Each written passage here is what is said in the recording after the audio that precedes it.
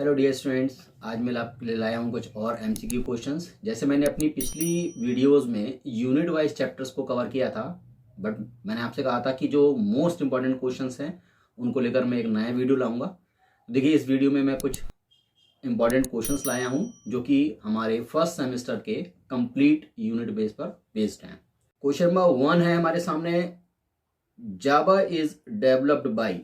तो सभी को मालूम है कि जो जावा है ये हमेशा जो डेवलप हुई है, इसे डेवलप करने वाली कंपनी का नेम है Sun Micro System of USA. तो यहां पर हमारा राइट आंसर होगा A option. Now question number 2 check कर लेते हैं। क्वेश्चन नंबर 2 है, is one of the inventors of Java. तो जावा का इन्वेंट किसने किया है?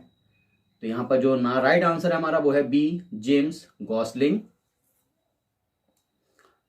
नाउ क्वेश्चन नंबर 3 चेक करते हैं। क्वेश्चन नंबर 3 है, is one of the Java feature that enables Java program to run anywhere any time. तो इसका एक ही रीजन है, क्योंकि जावा एक प्लेटफॉर्म इंडिपेंडेंट लैंग्वेज है जिसकी वजह से ये कहीं भी एग्जीक्यूट कर सकते हैं हम इसके कोड को। तो इसका राइट आंसर होगा C, platform independent. Now question number 4 check कर लेते हैं। Is one of the Java feature that can handle multiple task. यानी एक ही समय में अगर हम मल्टीपल टास्क कंप्लीट कर रहे हैं तो ये जावा का कौन सा फीचर है? तो याद रखिएगा, इसका राइट आंसर है डी, मल्टी थ्रेडेड। क्योंकि मल्टी थ्रेडिंग का मीनिंग होता है यहाँ पर हम किसी एक टास्क को थ्रेड बोलते हैं, और जब जावा में हम एक साथ कई टास्क पर वर्क करते हैं तो वो मल्टी थ्रेडिंग कहलाती है। तो right answer is D, multi threaded. Now question number 4 के बाद 5 चेक कर लेते हैं। क्वेश्चन नंबर 5 है, a Java compiler translate source code into. तो जावा का जो कंपाइलर है वो सोर्स कोड को किस में कन्वर्ट करता है? वो कन्वर्ट करता है हमें से बाइट कोड में। तो right answer is A, bite code. Now question number next, question number 6। Question number 6 है, जब जावा interpreter translate into machine code.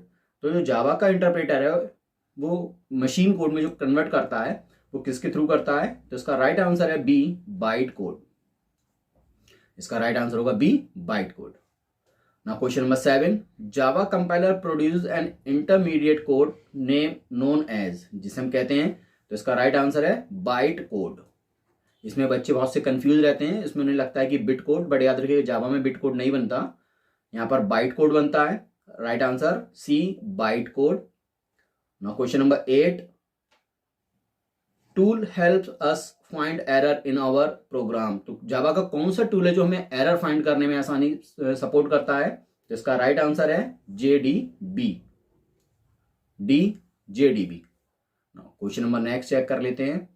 Question number 9 है, the includes 100 of classes methods group into several. तो यहां पर क्या होगा इसका आंसर? API। याद रखिएगा, असल में यहाँ पर कुछ क्वेश्चंस ऐसे हैं जो मैं एप्लेट से भी लेके आया हूँ, क्योंकि कई बार एग्जाम में कुछ क्वेश्चंस इधर उधर से भी आ जाते हैं, इसलिए मैंने यहाँ पर एक आध क्वेश्चंस एप्लेट का भी पिक किया हुआ है। Right answer is A, API। The Java interpreter uses method before any objects are created. तो जावा का कौन सा मेथड है जो कॉलिंग से पहले एक्टिवेट किया जाता है? सभी को मालूम है, main method. Right answer is B, main method, क्योंकि बिना मेन मेथड के हम कभी भी किसी फंक्शन को कॉल नहीं कर सकते हैं। सो इसका राइट आंसर होगा B, main method. Now question number 11, is use of for naming classes method variables etc in a program. तो यहां पर क्या आंसर होगा? इसके सभी का एक ही आंसर है, वो है आइडेंटिफायर। क्योंकि आइडेंटिफायर से ही हम क्लास, मेथड, वेरिएबल और ऑब्जेक्ट के नाम रखते हैं। यानी जिस वेरिएबल को हम कोई नाम दे रहे हैं या क्लास को या फंक्शन को कोई नाम दे रहे हैं तो वो हमारा आइडेंटिफायर कहलाएगा। So right answer is C, identifier. Now question number 12 check कर लेते हैं। Is reserve keyword in Java abstract, extends, package, all of the above. तो चूंकि यहां पर ये सभी कीवर्ड्स जो हैं जावा में ऑलरेडी रिजर्व कीवर्ड्स हैं, इसलिए यहां पर राइट आंसर होगा D, all of the above. Now question number 13, Java provides an extensive set of classes arranged in. तो जावा में जो हम क्लासेस का हमें ग्रुप प्रोवाइड किया जाता है उसे हम कहते हैं package.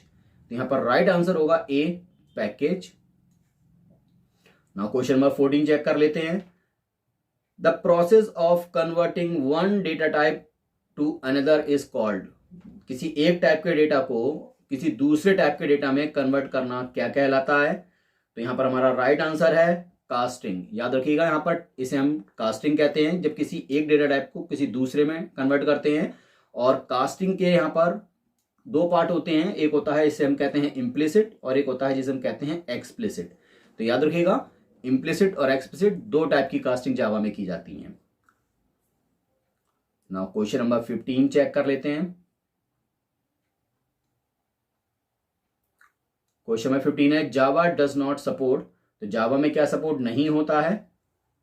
Operator overloading, global variable, multiple inheritance, all of the above. इसका राइट आंसर है ऑल ऑफ द अबव, क्योंकि जावा में मल्टीपल इनहेरिटेंस नहीं होता है, मैं पहले भी बता चुका हूं। और जो ग्लोबल वेरिएबल है उन्हें हम ऑलरेडी डेटा मेंबर के नाम से जानते हैं। Now question number 16, casting from byte to data type, the result is no loss information, short, int, long. इसका राइट आंसर है ऑल ऑफ द एबव, क्योंकि अगर हम इनमें से किसी में भी आपस में एक दूसरे को टाइपकास्ट करते हैं, अगर मैं शॉर्ट को अगर इंट में लेता हूं, इंट को लॉन्ग में लेता हूं, क्योंकि ये सभी डेटा टाइप जो हैं ये नॉन डेसिमल डेटा टाइप्स हैं, तो यहां पर कभी भी कोई डेटा का लॉस नहीं होगा। क्वेश्चन नंबर 16 फिनिश हुआ। क्वेश्चन नंबर 17 चेक कर लेते हैं। क्वेश्चन नंबर 17 है the casting from short to data type the result is no loss confirmation. ये क्वेश्चन, इसका राइट आंसर होगा यहां पर बाइट। देखिए यहां पर बाइट में क्यों आंसर आ रहा है? क्योंकि जावा में मैं आपको बता चुका हूं बाइट जो होता है वो अलाउड नहीं है। ना क्वेश्चन नंबर 18 चेक कर लेते हैं।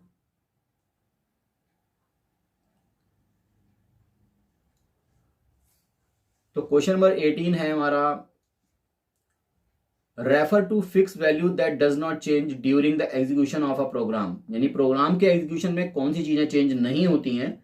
इसका राइट आंसर है कॉन्स्टेंट्स, बी कॉन्स्टेंट्स, क्योंकि कॉन्स्टेंट का मीनिंग ही कॉन्स्टेंट है, ये अपने आप को रन टाइम में कभी भी चेंज नहीं करेगा।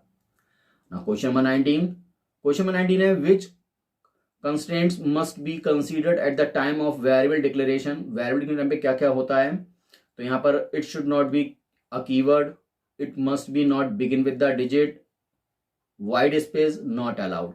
तो क्योंकि ये सभी रूल्स वेरिएबल के डिक्लेरेशन में अप्लाई होते हैं, तो यहां पर राइट आंसर होगा D, all of the above. Now question number 20, the comparisons can be done with the help of. तो कंपैरिजन में कौन काम आता है? कंपैरिजन सभी को पता है रिलेशनल ऑपरेटर्स का रोल रहता है, क्योंकि रिलेशनल ऑपरेटर कैटेगरी में हमारे पास आते रहते हैं जावा में less than, greater than, less than equal to, greater than equal to. तो चूंकि ये बहुत सारे रिलेशनल ऑपरेटर्स हैं, तो जो कंपैरिजन में सपोर्ट करते हैं वो रिलेशनल ऑपरेटर्स हैं। ना क्वेश्चन नंबर 21 चेक कर लेते हैं। क्वेश्चन 21 है which of the following is not an assignment operator. यानी इनमें से कौन सा ऑपरेटर असाइनमेंट ऑपरेटर नहीं है? तो देखिए पहला जो है प्लस इक्वल टू, यहां पर भी असाइनमेंट ऑपरेटर आ रहा है। सेकंड है चेक, यस, जो चेक है ये हमारा लॉजिकल ऑपरेटर की कैटेगरी में जाता है, क्योंकि याद रखिएगा लॉजिकल में दो ऑपरेटर्स रहते हैं, एक तो रहता है एंड और दूसरा रहता है हमारा और। तो ये लॉजिकल ऑपरेटर्स कहलाते हैं, और यहाँ पर जो चेक है ये भी इसी कैटेगरी को फॉलो करता है। तो यहाँ पर राइट आंसर होगा बी, चेक ऑपरेटर, क्योंकि ये असाइनमेंट ऑपरेटर नहीं है। Now question number 22, operator is use to construct conditional expression. Conditional expression के लिए कौन सा यूज करते हैं? तो यहां पर राइट आंसर होगा सी, टर्नरी, क्योंकि आप सभी को पता है कि टर्नरी जो है ये अल्टरनेट एलिमेंट है फॉर इफ एंड एल्स। यानी जो कोड हम इफ एल्स के थ्रू करते हैं वही काम सारे हम टर्नरी के थ्रू भी कर सकते हैं। तो राइट आंसर होगा C, ternary. Now question number 23, which statement is use to terminate the loop early. यानी किसी ऐसा कौन सा स्टेटमेंट है जिसके थ्रू हम लूप को जल्दी रोक सकते हैं?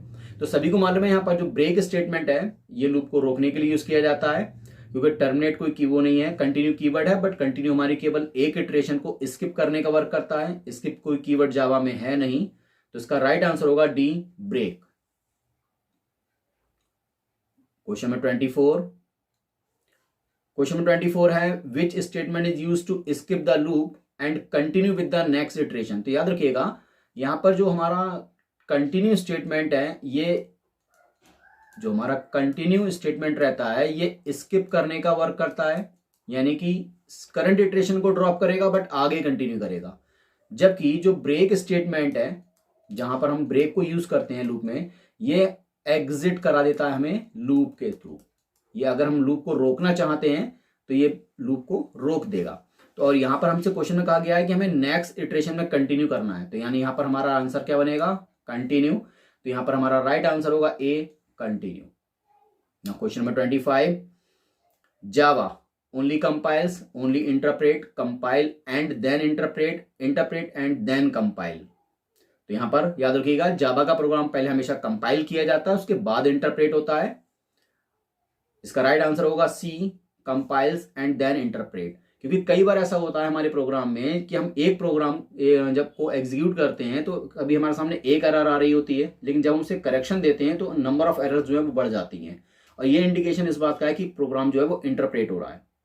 क्योंकि कंपाइलर याद रखिएगा एक बार में एरर्स को कलेक्ट करके शो करता है, जबकि interpreter line by line code को रीड करेगा और जैसे जैसे एरर मिलती जाएंगी उन्हें वो शो करके बढ़ा आपको देता जाएगा।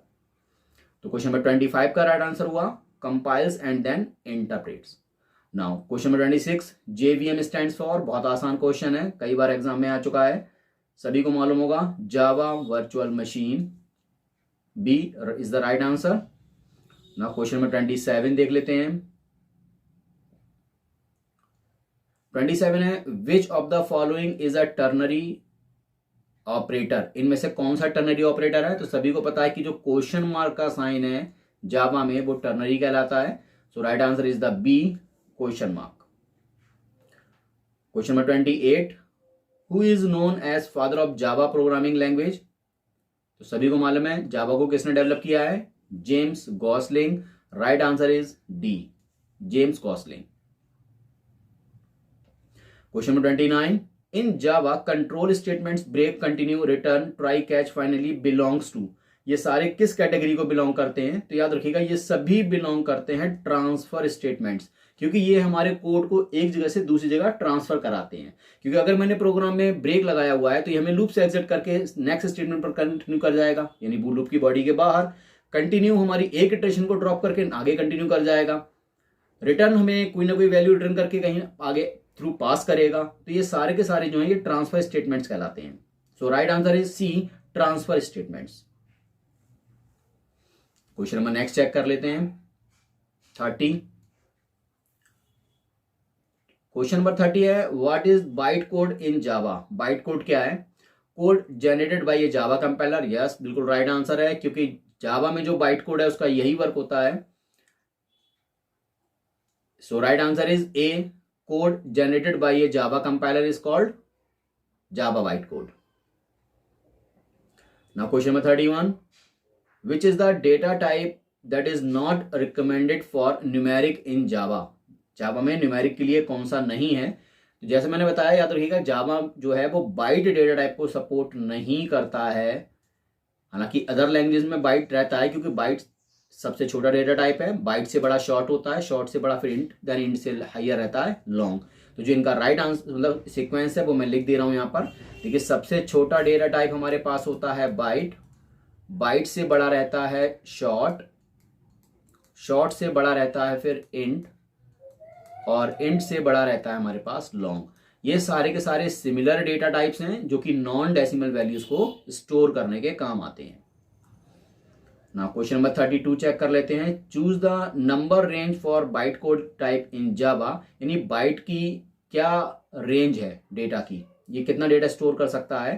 तो इसका राइट आंसर है बी, -128 to 127। उसका रीजन है, याद रखिएगा जावा में जितने भी डेटा टाइप्स हैं और उनकी जो रेंजेस रहती हैं वो हमेशा माइनस में एक एक्स्ट्रा होती है, जबकि पॉजिटिव में एक कम होती है। यानी अगर कोई डेटा टाइप पॉजिटिव में प्लस में 321 तक अगर वैल्यू ले रहा है तो सेम यही डेटा टाइप माइनस में 322 तक वैल्यू स्टोर करेगा। यानी कि अगर आपके सामने कभी ऐसा क्वेश्चन आ जाता है जिसमें हमें आंसर नहीं कंफर्म है, तो आप ये कोशिश करिए, ये देखिए कि जो आंसर में उन्होंने प्लस में एक वैल्यू कम रखी हो और माइनस में एक वैल्यू हाइयर रखी हो, ज्यादा रखी हो, वही हमारा हमेशा राइट आंसर कहलाएगा। तो ये इसका शॉर्टकट तरीका है। अगर आप आंसर याद नहीं रख सकते हैं और आप वहां पर कंफर्म करना चाहते हैं तो यहाँ पर 32 नंबर क्वेश्चन का राइट आंसर है B. Now question number 33 check कर लेते हैं। What is the size of char data type in Java. तो याद रखिएगा कैर जो डेटा टाइप है इसका मेमोरी स्पेस रहता है 2 बाइट। और वैसे मैं यहाँ सभी का बता देता हूं। तो देखिए यहाँ पर इंटीजर का जो वेरिएबल है इसका मेमोरी रहता है 2 नहीं, मुझे पता था। इसका राइट आंसर है 4, क्योंकि याद रखिएगा पहले 2 हुआ करता था बट अब 4 बाइट हो चुका है। जो इंटीजर का वेरिएबल है ये 4 बाइट मेमोरी लेगा। इन द सेम वे जो लॉन्ग है ये लेगा हमारा 8 बाइट मेमोरी। जो शॉर्ट डेटा टाइप है हमारे पास ये लेता है 2 बाइट। ठीक है, in the same way question number 34 check कर लेते हैं। Question number 34 ASCII stands for. तो स्काई स्टैंड्स फॉर हम सभी को मालूम है American standard code for information interchange is the right answer. तो राइट आंसर बनेगा यहां पर C. Now question number 35 check कर लेते हैं। What is the other name for relational operator in Java. ये क्वेश्चन थोड़ा सा ट्रिकी है क्योंकि यहां पर ऑपरेटर का नाम बदल के पूछा जा रहा है। Comparison operator, conditional operator. तो याद रखिएगा जावा में रिलेशनल ऑपरेटर्स को सी, इसका राइट आंसर है सी, बोथ ए एंड बी। यहां पर जावा में रिलेशनल ऑपरेटर्स को कंपैरिजन और कंडीशनल दोनों के नाम से बुलाया जाता है। तो राइट आंसर इसका सी है। ये ऑपरेटर याद रखिएगा, एग्जाम में नाम चेंज करके आ सकते हैं।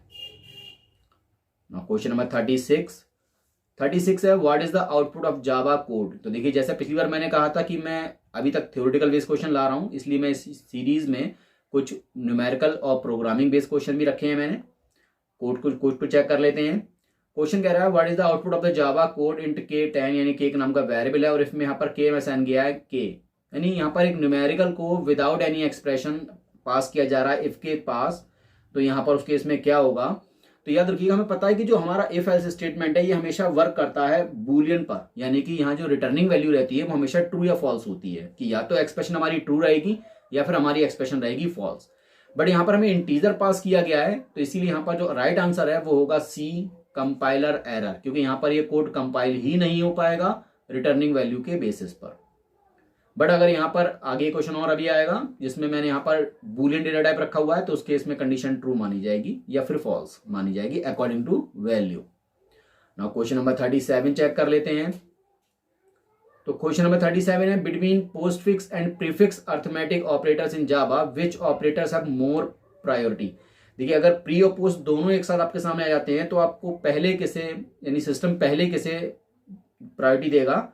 तो इसका राइट आंसर है postfix have more priority than prefix. यानी अगर हम एक क्वेश्चन में प्री और पोस्ट दोनों ऑपरेटर अलाउ करते हैं और दोनों का पोजीशन ऑकरेंस सेम है तो उस केस में हमारा पहला प्रेफरेंस पोस्ट को रहना चाहिए।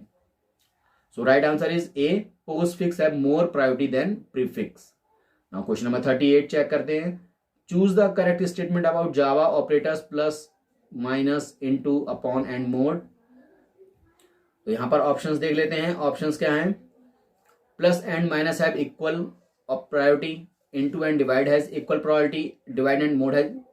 यस, बिल्कुल सही आंसर्स हैं। तो यहाँ पर राइट आंसर होगा हमारा D, all of the above, क्योंकि यहाँ पर इन सभी की जो प्रायोरिटी है वो इक्वल ही रखी गई है जावा में। ना क्वेश्चन नंबर 39। क्वेश्चन नंबर 39 है among the operator plus plus minus minus and arithmetic operators in Java which group are higher priority. यानी यहाँ पर ऑपरेटर्स का जो ऑकरेंस रहता है अगर वो सेम होता है तो पहले आप प्रायोरिटी किसे देंगे। तो इसका राइट आंसर है ए।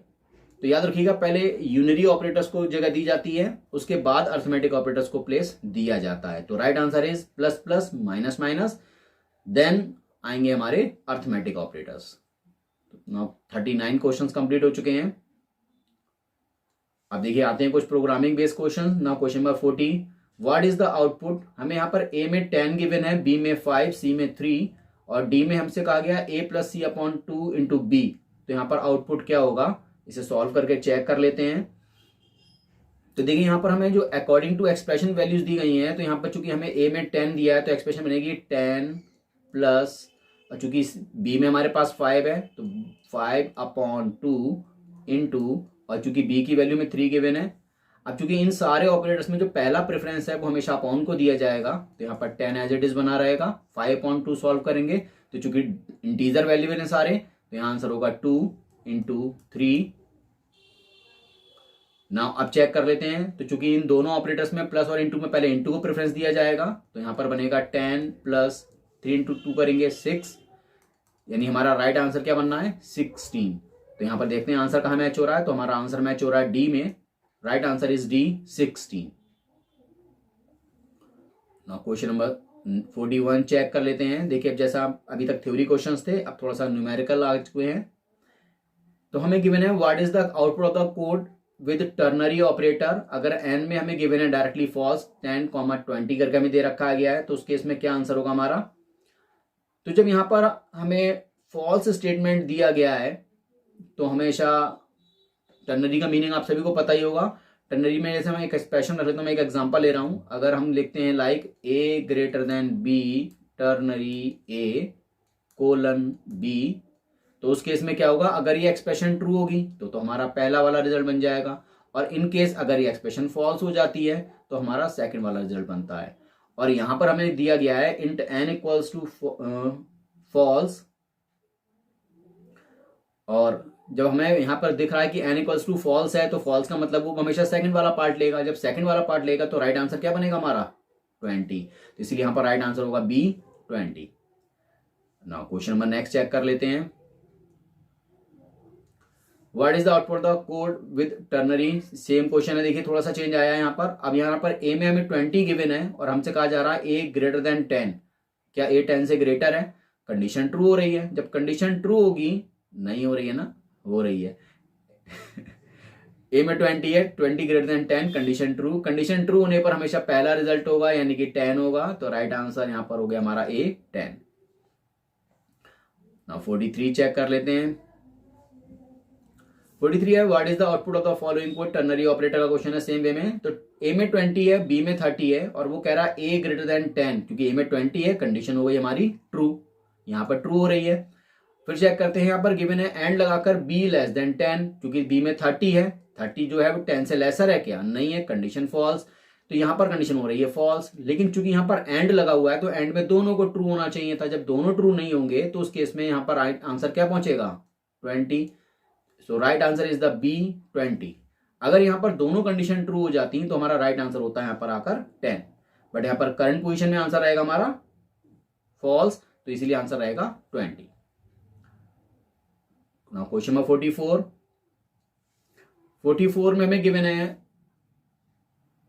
What is the output with empty return statement. यानी अगर रिटर्न स्टेटमेंट को एम्प्टी रख दिया गया है, खाली रख दिया गया, वहां पर कोई वैल्यू नहीं रखी गई है, ना ही कोई वेरिएबल पास किया गया, तो उस केस में क्या होगा।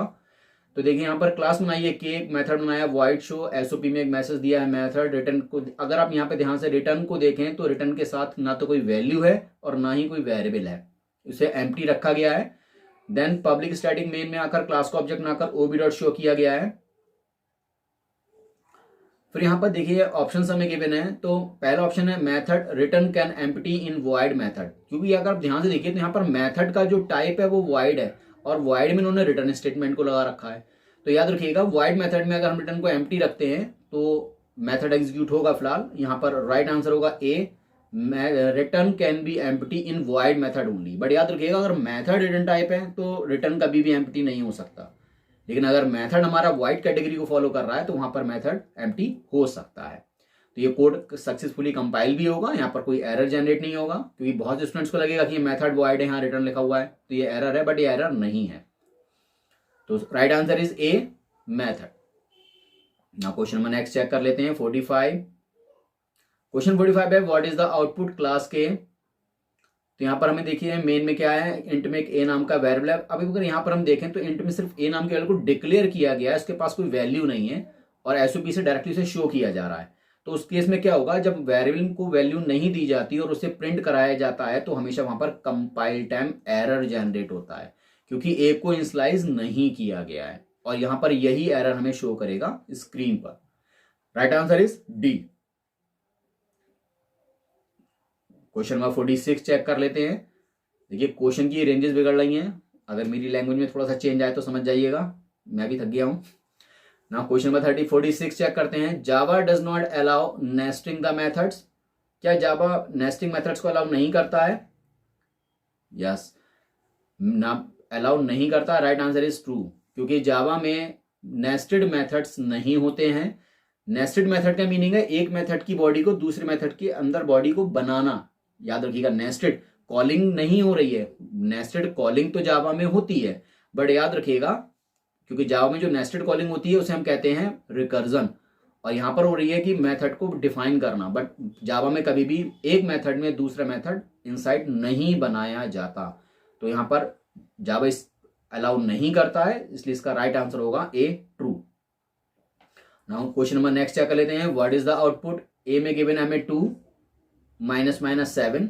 अब देखिए यहां पर ए में डायरेक्टली इन्होंने 2 माइनस माइनस 7 लिखा हुआ है, तो यहां पर क्या होगा जब हम ए को प्रिंट कराएंगे, तो चूंकि यहां पर 2 जो है में से माइनस किया जा रहा है और माइनस 7 को, तो याद रखें यहां पर जो 2 है ये एक वैल्यू है, माइनस हमारा अर्थमेटिक ऑपरेटर है, और माइनस 7 जो ये एक वैल्यू है। तो यानी जब मैं 2 में से माइनस करूंगा माइनस 7 को, तो उस केस में यहां पर क्या आंसर होगा? माइनस माइनस प्लस हो जाएगा। जब प्लस हो जाएगा तो आंसर क्या बचेगा हमारे पास? 9। So right answer is D, 9। Minus of minus is plus, क्योंकि माइनस माइनस जो है वो प्लस हो जाते हैं। नाउ 48 चेक करते हैं। क्वेश्चन नंबर 48 है, find out the Java output का क्वेश्चन है ये भी। यहां पर हमें गिवन है इफ 5 लेस देन 4। अगर 5 लेस देन 4 कंडीशन ट्रू और फॉल्स? फॉल्स। जब कंडीशन फॉल्स तो कोड चला जाएगा एल्स पर, और एल्स में हमारा आउटपुट क्या रहेगा? जावा। इसलिए राइट आंसर होगा A, sorry right answer A नहीं होगा मेरा, राइट आंसर होगा हमारा B, Java. Now question number 49। Question number 49 है, फाइंड आउट द आउटपुट। अब वो एक्सप्रेशन गिवन है 1 लेस देन 3, कंडीशन हो गई ट्रू। जब कंडीशन ट्रू हो गई तो चूंकि यहां पर एक्सप्रेशन ट्रू है तो यहां पर इफ की बॉडी एग्जीक्यूट होगी, तो बॉडी में एक मैसेज मिल रहा है मुझे वैलिड, तो यहां पर राइट आंसर बनेगा मेरा ए, वैलिड। 49 क्वेश्चंस कंप्लीट हो चुके हैं। Now question number 50, what is maximum lines of code that can be written inside a Java style if else और इफ एल्स ब्लॉक। यानी कि क्या हम इफ एल्स और एल्स इफ ब्लॉक में मैक्सिमम कितने नंबर ऑफ स्टेटमेंट दे सकते हैं? तो यहां पर पहला ऑप्शन है 32, 64, 512। तो याद रखिएगा जावा में कोई भी लिमिटेशन नहीं है स्टेटमेंट को देने का, तो यहां पर राइट आंसर होगा डी, नन, क्योंकि हम इफ एल्स के अंदर कितने भी नंबर ऑफ स्टेटमेंट्स यानी नंबर ऑफ सेट्स रख सकते हैं, यहां पर कोई प्रॉब्लम नहीं होगा। Now question number 51। तो क्वेश्चन नंबर 51 है, what is the output of the below Java programme with a switch statement. यहां पर स्विच का क्वेश्चन दिया गया है मुझे न्यूमेरिकल में, तो यहां पर गिवन है इंट पॉइंट में 6 गिवन है और स्विच में पास किया गया है पॉइंट। जब स्विच में पॉइंट को पास किया गया तो हमारा केस जो है 6 है वो एक्टिवेट होगा, बट चूंकि केस 6 के पास ना तो कोई एसओपी है और ना ही कोई ब्रेक स्टेटमेंट है, तो जब जावा में याद रखिएगा केसेस के पास ब्रेक स्टेटमेंट एब्सेंट होते हैं तो वहां पर जो फॉलो होता है वो कहलाता है टर्म फॉल थ्रू। याद रखिएगा जावा में स्विच के साथ एक स्टेटमेंट रहता है, अगर जावा में कभी भी हमने स्विच में केसेस के साथ ब्रेक स्टेटमेंट को एब्सेंट किया तो वहां पर फॉल थ्रू एक्टिवेट होगा। और फॉल थ्रू क्या करता है? फॉल थ्रू करता है कि जब तक उसे अगला ब्रेक स्टेटमेंट नहीं मिलेगा वो एग्जीक्यूशन लेता रहेगा। तो हम चेक करते हैं, चूंकि 6 ब्लैंक है देन केस 7 पर पहुंचेगा।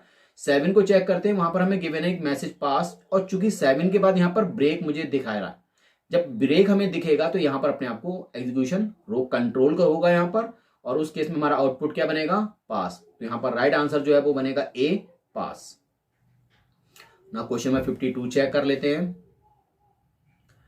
ये 52 है, what is the output of the code. Switch में गिवन है 15, यानी स्विच के पास ऑलरेडी एक वैल्यू है 15, और हमें केस में पहले दिखाया जा रहा है 5 × 2। याद रखिए अगर केस में कभी भी इस तरह से स्टेटमेंट्स आते हैं तो आप इन्हें हमेशा अर्थमेटिकली सॉल्व कर लीजिएगा और फिर चेक करिए कि क्या ये हमारे केसेस से मैच हो रहा है या नहीं हो रहा है, क्योंकि ये स्टेटमेंट वैलिड है। ऐसा नहीं कि आपको लगे कि यहाँ पर कोई एरर आएगा, क्योंकि यहाँ पर ऑप्शन में हमें कंपाइल टाइम एरर ऑप्शन भी दिया गया है, बट एरर ऐसा नहीं होता, स्विच इसे सपोर्ट करता है। तो हमें स्विच में गिवन था 15 और केस में गिवन है 5 × 2, तो 5 × 2 करेंगे तो आंसर होगा 10, जो कि गलत है।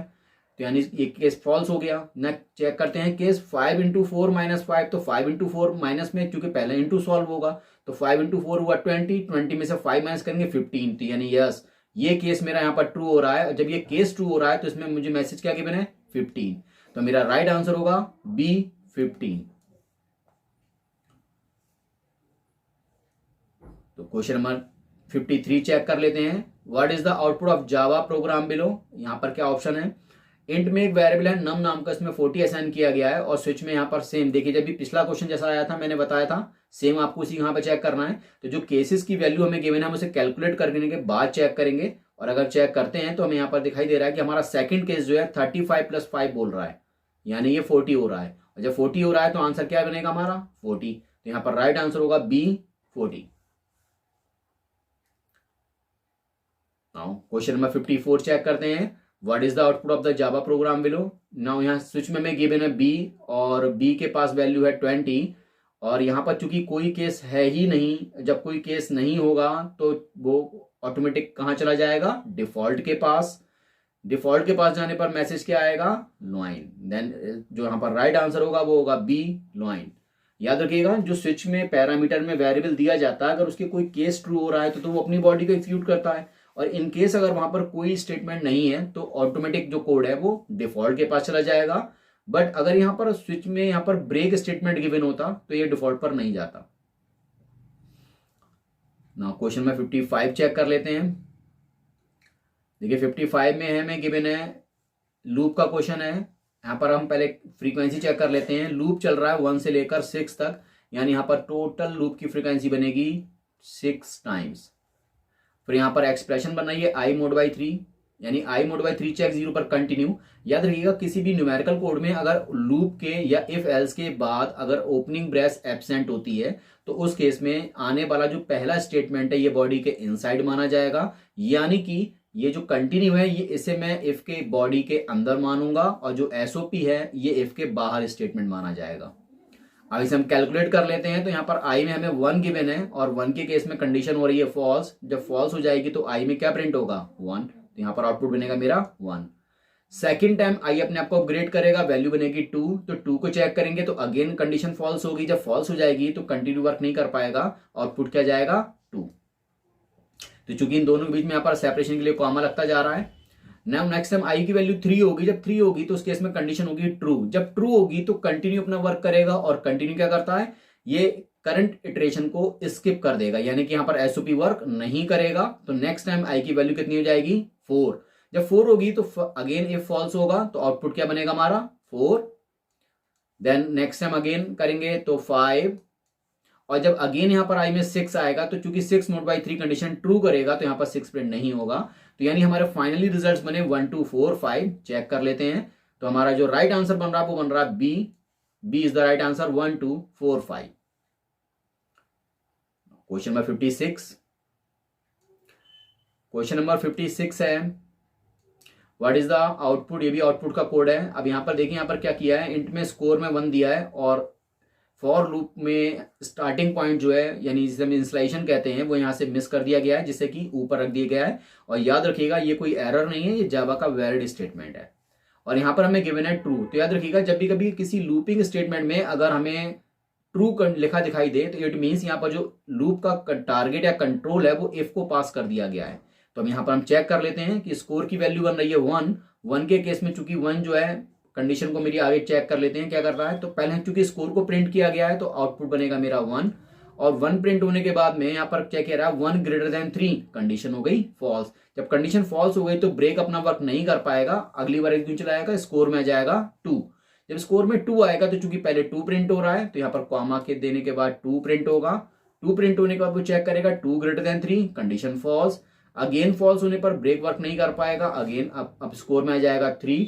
3 आने पर चेक करते हैं चूंकि आउटपुट बन रहा है तो आउटपुट बनेगा यहाँ पर 3, फिर कॉमा आएगा, फिर यहाँ पर 3 पे भी कंडीशन फॉल्स हो जाएगी, ब्रेक वर्क नहीं कर पाएगा। अगेन अगली बार स्कोर में आएगा 4। 4 आने पर चूंकि यहाँ पर 4 प्रिंट हो चुका होगा पहले, और यहाँ पर एक्सप्रेशन बनेगी 4 ग्रेटर देन 3। जब 4 ग्रेटर देन 3 बनेगी तो यहाँ पर ब्रेक अपना वर्क करेगा, और जब ब्रेक अपना वर्क करेगा तो क्या होगा लूप एग्जिट हो जाएगा, यानी लूप कंट्रोल जो है वो ब्रेक हो जाएगा। फाइनली जो हमारे रिजल्ट्स बनेंगे वो क्या बने 1 2 3 4। तो हम चेक करते हैं हमारा आंसर कौन सा मैच हो रहा है 1 2 3 4। यहाँ पर 2 ऑप्शन दिए गए हैं, तो याद रखिएगा आप दो में से किसी एक को भी सिलेक्ट कर सकते हैं। C. Now question number 57, what is the output of the below Java program. तो यहाँ पर क्या है, टाइम में 50 असाइन किया गया है, फिर डू की बॉडी में लिखा गया है एसओपी टाइम। तो देखिए डू वाइल लूप आपको मालूम है कि यहाँ पर कैसे चलता है, पहले इसके स्टेटमेंट चेक कर लेते हैं।